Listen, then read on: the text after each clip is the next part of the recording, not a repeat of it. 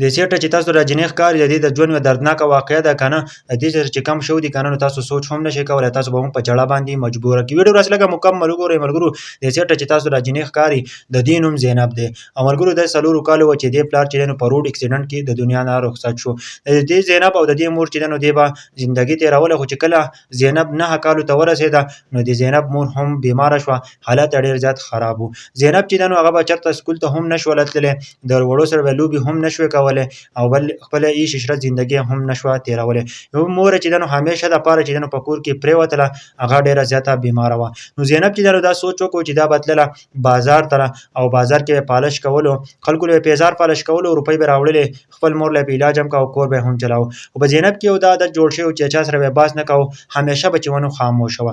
یو ځل یې داسې وشوله که نه چې یو شپه وه او دا مور ډېره زیاته بیماره وه ډېره زیاته پې سخته وه نه ډاکټر و نه ورسره دوایي وه نه ورسره پیسې وې د زینب چې ده نو دا د خپلې مور خواته ناستې ده او د خپلې مور دا مټه ډېر کلک نیولی دی چې کله ولې دا مټ کلک نیولی چې کله سهار شو نو زینب دا مور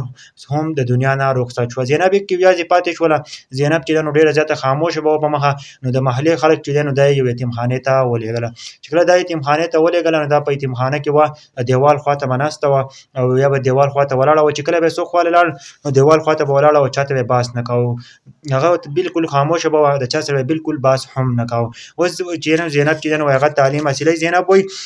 چې زه به تعلیم حاصلوم او زه چې دی نو زه به ډاکټره جوړېږم د ډاکټره به جوړېږم او زه چې دی نو خلکو له به پرې علاجونه کوم ځکه چې په هغه باندې ډېره زیاته سخته تېره شوې وه د هغه مور بیماره وه د هغه سره دوایي پیسې نه وې د هغه سره څوک ډاکټر نه و نور څوک یې نه و د کور ټول بوج پې ور په غاړه وه اوس چې دی نو دا سبق وایي دا اوس په یتیمخانه کې ده په دې حال کې افسوس خبره ده د ملګرو تاسو به هم ډېر زیات حیران شئ چې په دې چې کوم عمرۍ کې په تا باندې دومره سخت غمونه راشي او دومره سخت بوج راشي نو دا سړی نشي برداشت کولی دا خاموشي چې دی نو دا د مجبورۍ نه کېږي که تاسو سوچ وکئ زینب چې ده نو هغه وایي ټول عمر به اوس خاموشه وي ولې چې هغه چې څوک یې خواله لاړ شي نو چا سره بحث هم نه کوي بالکل خاموشه وي ځکه مجبورۍ داسې کړې ده ملګرو دا د دې ښایسته خوبصورت جینۍ چې ده نو دا واقعه وه دا ورسره ضرور شیر کړئ زموږ دپاره پکې ډېر ښکلی عبرت و ملګرو